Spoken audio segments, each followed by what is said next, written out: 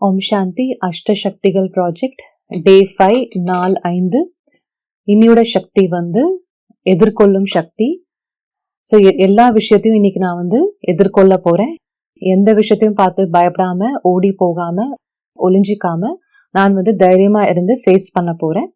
So இந்த சக்தியினுடைய power என்ன அப்படின்னா, நம்மளுக்கு வரக்கூடிய சூழ்நிலைகளை நம்ம வந்துட்டு அவாய்ட் பண்ணாம, அதனால வந்து அப்செட் ஆகி நம்ம வந்து கஷ்டம் எடுக்காம அதை தைரியமா நம்ம ஃபேஸ் பண்ணணும். ஏன்னா வாழ்க்கையில வந்து பலவிதமான பிரச்சனைகள் வரும். நம்ம மோஸ்ட்லி நம்ம என்ன பண்ணுவோம்னா, ஒரு விஷயம் நம்மளுக்கு தெரியல அப்படின்னா நம்ம வந்து அப்படியே அதை விட்டுருவோம், அதை தள்ளி போடுவோம். ஸோ ஒரு விஷயத்த தள்ளி போடும் போது என்ன ஆகுதுன்னா, அந்த நம்ம சரியான டைம்ல ஒரு விஷயத்த எதிர்கொள்ளாதால அதனுடைய எஃபெக்ட் நம்மளுக்கு வந்து கிடைக்கிறது இல்ல. ஒரு விஷயத்த நம்ம சரியான நேரத்துல எதிர்கொள்ளாதால நம்மளால வந்து அந்த பிரச்சனைல இருந்து மீளவே முடியல, நம்ம அங்கேயே ஸ்டக் ஆயிடுறோம். அதனால எதிர்கொள்ளும் சக்தின்றது சரியான நேரத்துல சரியான முடிவை எடுத்து சரியான அந்த விஷயத்த வந்து எதிர்கொள்ளணும்.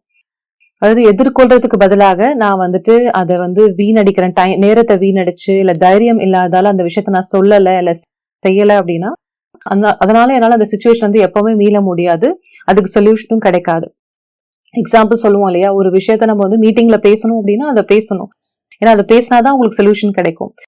நம்ம பேசாம கம்மெண்ட் இருக்கோம், நம்ம வந்து ஏன்னா பயமா இருக்கு, பேசுறதுக்கு பயமா இருக்கு அப்படின்னா நம்மளுக்கு வந்து என்னைக்குமே அந்த சொல்யூஷன் கிடைக்காது, நம்ம அப்படியே தான் இருக்க போறோம்.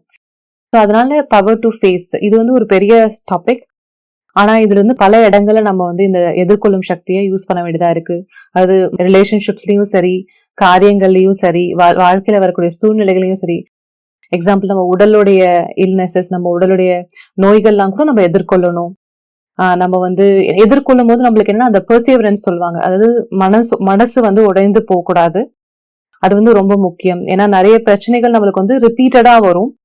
ஒரே பிரச்சனை ரிப்பீட்டடா வரும். நம்ம எவ்வளவு ட்ரை பண்ணாலும் நம்ம வந்து ஃபெயில் ஆயிட்டே இருப்போம், இல்ல எவ்வளவு முயற்சி பண்ணாலும் நம்மளுக்கு வெற்றி கிடைக்காத மாதிரி இருக்கலாம். ஆனா இதுதான் பெர்சிவரன்ஸ். இதுதான் நம்ம வந்து விடாமுயற்சியா நம்ம வந்து அந்த பொறுமையா நான் வந்து எதிர்கொள்ளணும். ஏன்னா ரிப்பீட்டடா நான் முயற்சி செய்யணும். ஒரு வாட்டி பண்ணோம் வெற்றி கிடைச்சிடும் அப்படின்னு கிடையாது. லைஃப்ல பல விஷயங்கள் வந்து நம்ம அந்த எஃபர்ட் வந்து போட வேண்டியதா இருக்கு. அதுக்கு நம்ம தைரியமாவும் பொறுமையாவும் நம்பிக்கையாவும் அந்த எஃபர்ட் போட்டாதான் நம்மளால வெற்றி அடைய முடியும். ஸோ இன்னைக்கு நம்ம வந்து என்ன ப்ராக்டிஸ் பண்ண போறோம்னா, எனக்கு வரக்கூடிய காரியங்கள் எல்லாமே, இன்னைக்கு வரக்கூடிய எல்லா விஷயங்களையும் நான் தைரியமா வந்து நம்பிக்கையோட விடாமுயற்சியோட நான் வந்து ஃபேஸ் பண்ணுவேன். எந்த ஒரு விஷயத்தையும் பார்த்து அப்செட் ஆயிடுறதோ இல்ல மனசுடைஞ்சு போயிடுறதோ அந்த மாதிரி நான் ஆகக்கூடாது, இல்ல பயப்படவும் கூடாது. அந்த விஷயத்த நான் வந்து ஒரு வாட்டி நான் வந்து ட்ரை பண்ணி பார்க்கணும். அப்போ கண்டிப்பா அதோட மாற்றம் வரும். அந்த சின்ன மாற்றம் வந்து என்னால வந்து கண்டினியூஸா பெரிய மாற்றத்தை கொண்டு வர முடியும். ஸோ இன்னைக்கு முழு நாளும் நம்ம வந்து இந்த முயற்சி பண்ணலாம். பவர் டு ஃபேஸ் எதிர்கொள்ளும் சக்தி. நீங்க இதோட அக்கவுண்ட் நீங்க வந்து கமெண்ட் செக்ஷன்ல போடலாம். ஓம் சாந்தி. நன்றி, வணக்கம்.